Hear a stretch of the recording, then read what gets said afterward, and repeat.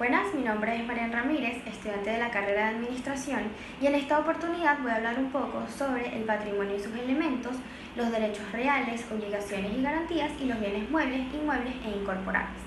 Ahora bien, el patrimonio, si bien es cierto, nace con la existencia de la persona, en el ámbito que sea, no es menos cierto que también puede desaparecer por la extinción vital de la persona cuando es natural, y si es jurídica con la caducidad de su existencia o extinción forzada por quiebre o cualquier otro elemento o razones que lleven a la disolución de esta.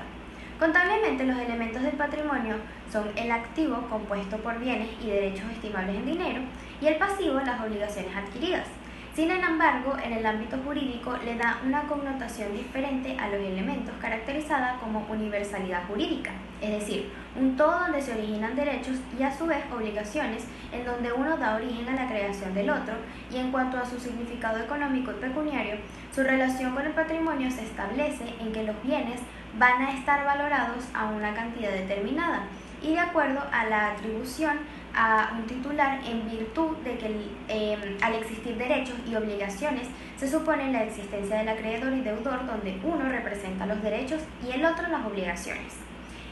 Dentro de estos derechos patrimoniales encontramos unos derechos denominados derechos reales,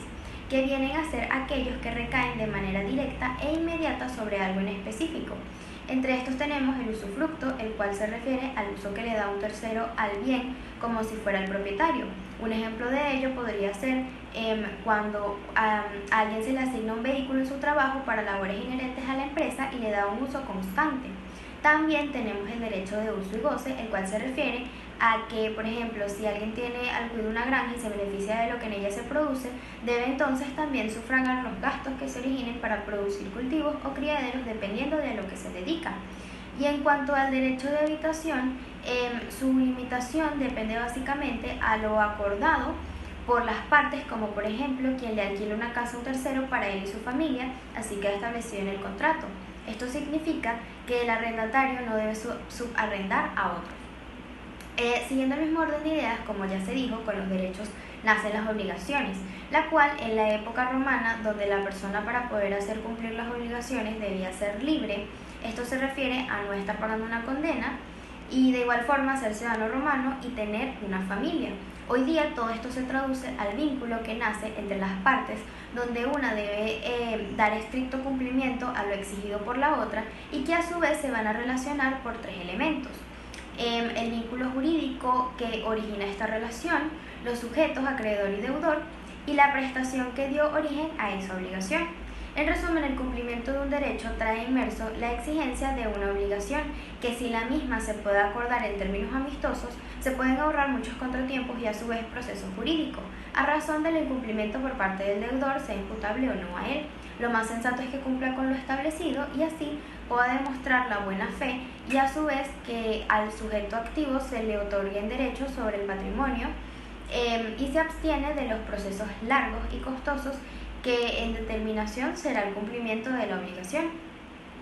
De igual manera, existen ciertas medidas llamadas garantías, cuyo fin es dotar de una mayor seguridad al cumplimiento de la obligación o pago de una deuda. Entre las más conocidas tenemos la hipoteca, la cual recae sobre los bienes muebles. No obstante, la ley permite hipotecar algunos bienes muebles, pero siempre y cuando tengan asiento fijo.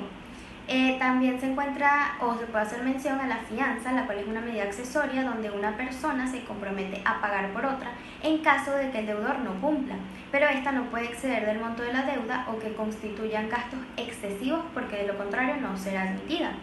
Asimismo, se encuentra la responsabilidad patrimonial, donde el deudor responde con su patrimonio, es decir, los bienes que posea al momento y también los que llegue a tener a futuro de manera que pueda cubrir la deuda. En líneas generales, existen bienes del dominio público y privado, pero en este caso se van a enunciar unos bienes que conforman los derechos reales establecidos en los artículos desde el 526 al 536 del Código Civil, conocidos como bienes muebles. Son todas aquellas cosas capaces de desplazarse de un lugar a otro, bien sea mediante la disposición de algo o alguien que los traslade de un lugar a otro. Se puede citar algunos ejemplos como los semovientes, ganado, cabras, cochinos o cualquier otro animal. También entran aquí el mobiliario, equipos, entre otros. En cuanto a los bienes inmuebles, son todos aquellos elementos que imposibilitan la transmisión o desplazamiento de un lugar a otro. Entre los bienes inmuebles se pueden nombrar algunos tales como una parcela de terreno, un edificio, árboles mientras que no se hayan cortado y que se hayan plantado en el suelo para su uso y beneficio, los animales para labranza o cualquier instrumento o herramienta que se use para abonar. Y por último, pero no menos importante, los bienes incorporales. No tienen existencia física y su percepción se establece de manera mental o intelectual. En este caso se pueden citar algunos como las obras de ingenio, las marcas de fábrica, las fórmulas químicas, nombre comercial, el software, entre otros. Finalmente se puede decir que existen diferentes patrimonios dependiendo de la connotación que se le dé, compuestos de diferentes bienes, y que a su vez cualquier transacción que se realice va a generar obligaciones y en donde algunas pueden estar respaldadas por garantías para proveer procesos de litigio posteriores. Muchas gracias.